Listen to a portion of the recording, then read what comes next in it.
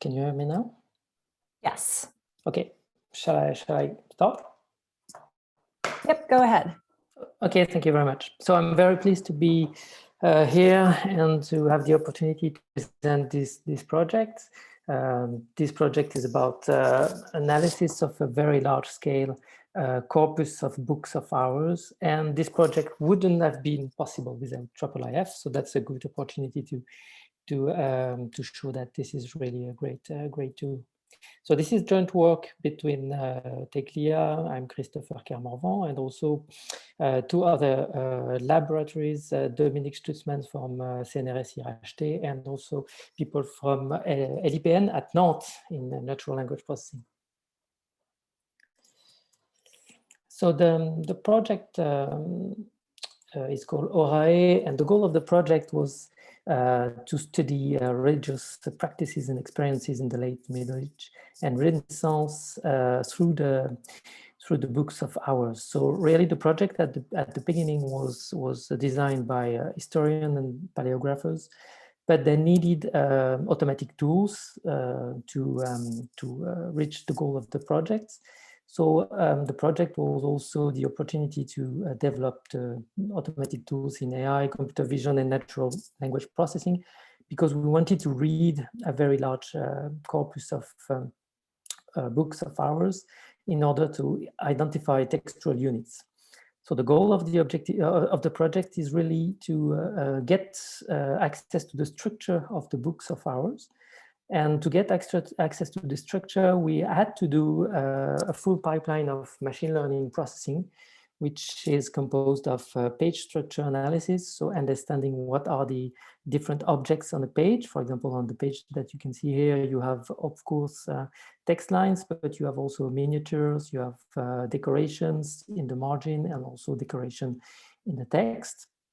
So we have to understand how we structured the page.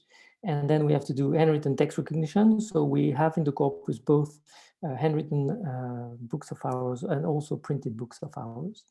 And then we have to, once we have access to the text, we need to identify what is the structure, the very large structure, and also identify which texts are present in the book of hours.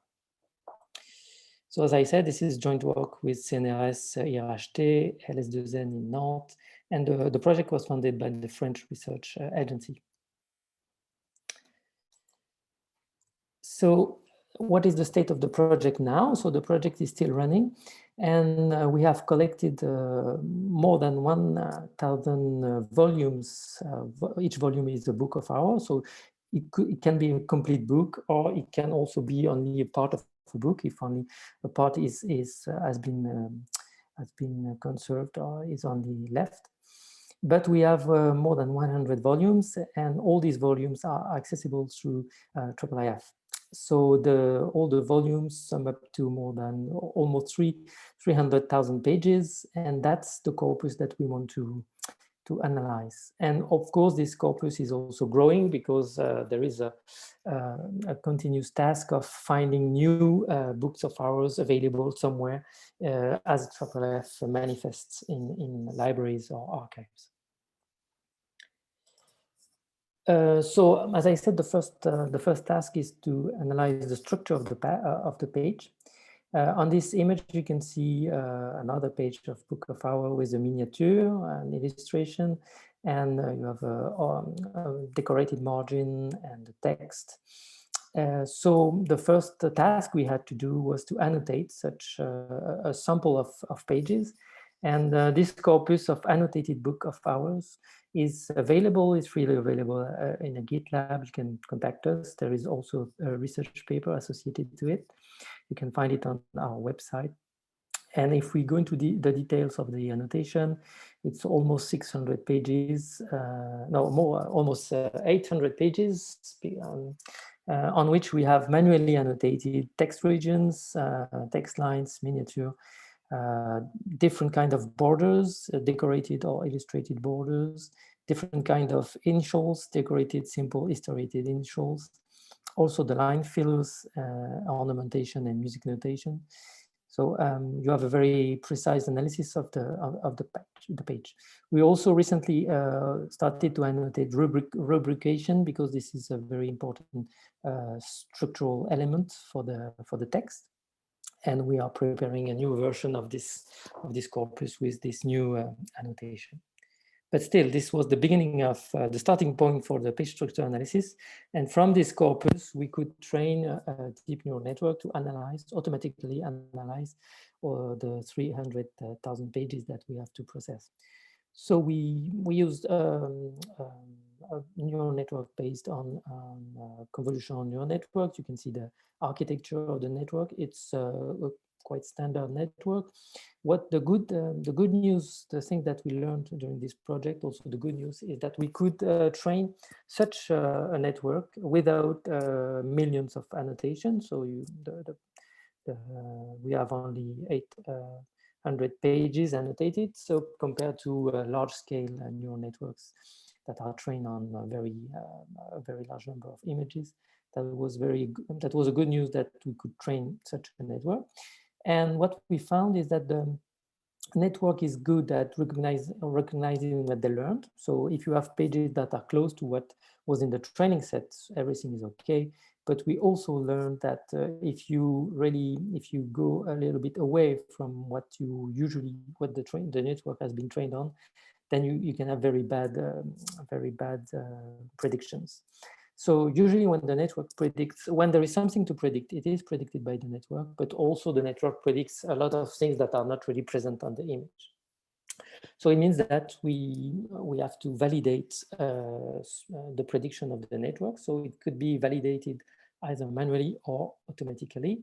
But in the end, when you have a validation of what has been predicted by the neural networks, you can have nice things like this. This is an extract of the miniatures that have been produced by the network on the full corpus. And you can just draw walls of miniatures like this. So obviously, if you have a page with the 20,000 miniature, you will request a lot on the IIIF server. So we only do it occasionally to show such nice pictures. And also we found interesting prediction like this one. So in this case, the miniature has been cut out of the manuscript, but still the network wanted to predict the presence of a miniature at this position. So what is interesting is that it shows that the network is not really predicting only by the content of the section or of the portion of the image, but also by its context. So at this position, you have the context of a miniature with the decorated margin and the presence of the text below it.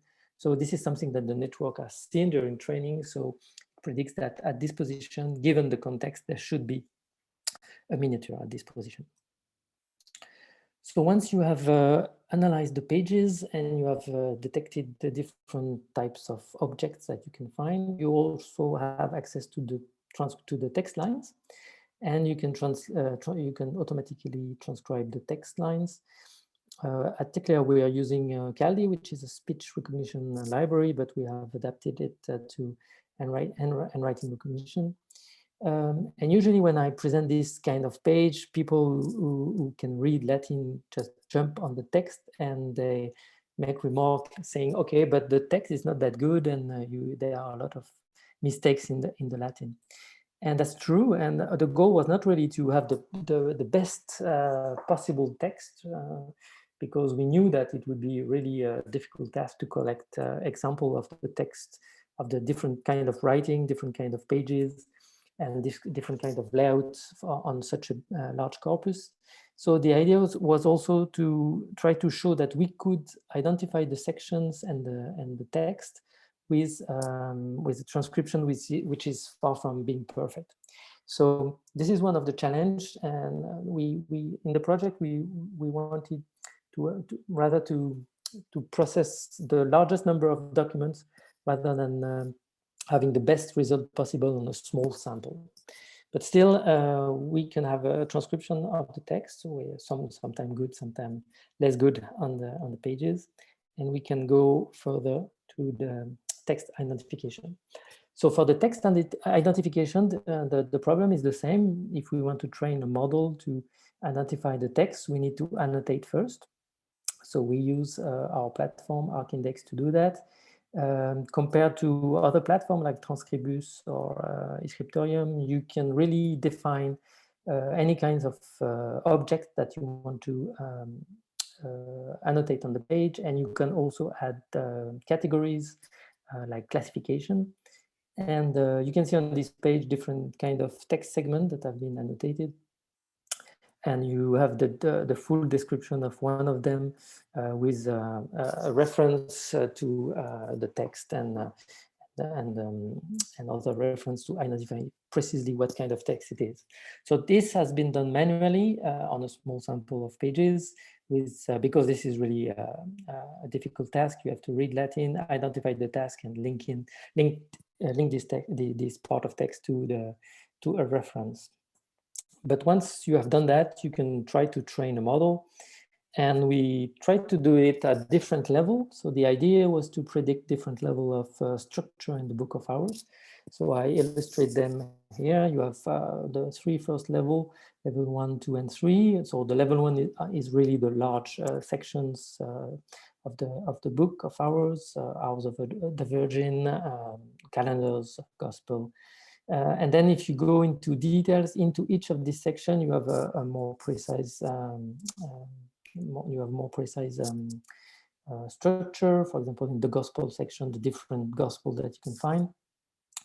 And if you can go even into more details at level 3, and those 3 levels give you the basic structure of the book of hours, which is one aspect which is studied by paleographers or historians when they want to study the use of book of hours. And then we can go also one step further and try to identify the text, and that's what I showed you before. What we have annotated here are really the text that are maybe the beginning of the text or just the extract of the text that are present in the book of hours.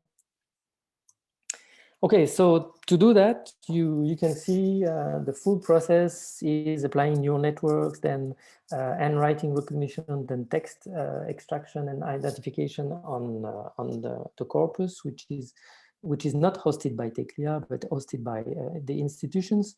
So we wanted to also have an idea of how long does it take, what can we improve or optimize for the processing. So we did a small experiment to just identify the access time, IIIF access time. So we have one processing server which is based in Helsinki, and we had 4 IIIF servers in Europe. And we wanted to see if there were differences in access time. They are all almost at the same geographic distance from the processing server, but maybe the network is not the same. And also the response time is not the same, because if you follow the previous presentation, you know that you can have very different response time depending on the IIIF server and on the configuration. And that's what we saw. And this is just an illustration of just the time that was needed to access the image. And so the servers that you can find here are in Italy, Switzerland, France, and in the UK. And you can see that some of them are give the access to the image in longer time. For example, Gallica compared to Ecodices or Epictevenses. So it really depends on the configuration of the server, and I really advise you to go into this blog post that we have published to see if you could improve your server if you're responsible for our server.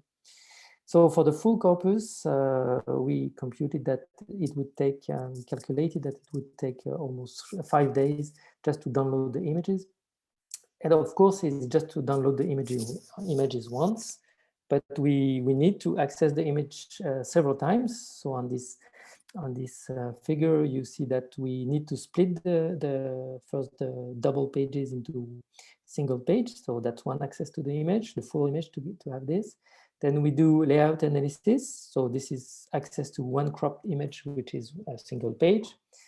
And then we predict the structure, and then we have to do handwritten text recognition, which means that we need to access each single lines on the page. So possibly we could ask an access to to each image lines to the IIIF server. So it means multiple image requests to the IIIF server. So we try to improve this. So the basic processing was this one. So you have the IIIF image server, and you have the processing server, the one that was in Helsinki in my example. And we also have the database server that stores. This server is our Arkindex platform that stores the result of the processing. So if you follow the workflow, you have the image, you have the first processing, like a single page splitting, you store the coordinate in the database, then you ask for the single page, you do page layout analysis, you store the element coordinates in the database, you ask for each lines, you do handwriting recognition, and you store the transcription in the database. So it means on my example here, on the single page, 18 requests to the IIIF server to access the image, and 5 requests to the database server, 3 requests to write to the database server, and 2 requests to read from the database server. And the problem is that you have 2 bottlenecks: the access to the IIIF server, because you have a lot of requests, and also the access to the database server, because when you want to write things in the database, if you have a lot of processing servers writing at the same time, you can have delay. So we wanted to optimize this, and we implemented in our platform local cache. So the local cache was to optimize the connection to the database server. So instead of reading and writing directly to the database server, we use the local cache to continue the processing and not to be blocked by the write request on the database server. So from the single page, for the single page splitting, it doesn't change anything from the IIIF server point of view, but then we store the page coordinates in the local cache, so that we don't have to read it from the database server. When we want to do page layout analysis, we store the local element coordinate in the local cache. And then when we want to do handwriting recognition, we don't ask for each of the lines, but we ask for the full page, and we do the line splitting on the processing server. So it reduces the number of requests to the IIIF server to 3. That's really an improvement, and only to 3 non-blocking write requests to the database server. And that was really an important optimization we had on the workflow for such large data set. So what I've presented was processed. All the corpus was processed using our platform Arkindex, which was designed to be based on IIIF. So all the images that we want to process have to be hosted by a IIIF server, which means that we host a IIIF server ourselves when our client or partners don't have IIIF servers. The platform is now open, so you can ask for an access to the platform. Go to our website to see that, and you can try it. And what is also interesting compared to other platforms is that it is open to any workflow, processing, to any processing that you would like to do. As soon as your process is Dockerized, is available as a Docker, then we can include it in our platform, because everything is accessible with full REST API. So thank you. If you have questions, I can answer the questions. Yeah, so we are about at time, but maybe there's 2 questions that we could answer in like the next minute. So because I have to hop off and start the next call. So this first one is, why did you use a speech recognition library for HTR? Well, at the beginning, well, what is interesting in speech recognition libraries is that they are supported by a larger community than the handwritten libraries. And also because in speech recognition, you really have nice tools to do language modeling. So when we started to do that, it was a couple of years ago, maybe 5 or 6, and the situation was really different from now. Now we could use dedicated handwritten libraries, handwritten recognition libraries, but still, I think there is a difference in the level of support and complexity in the natural in the language models. So I still think that you have a larger support from the community if you use a speech recognition library. Okay, great. I think there's one more question. I do need to jump off though. I would encourage anyone with any questions to either, it looks like you have the email address for contacting you up there. I would encourage folks to reach out that way. And also just a reminder that the Whova platform gives you the ability to send messages to speakers and other attendees directly. So thank you so much. That was a wonderful presentation. Thanks to everyone for attending. We really appreciate it. And I will see you at the next session. Bye all.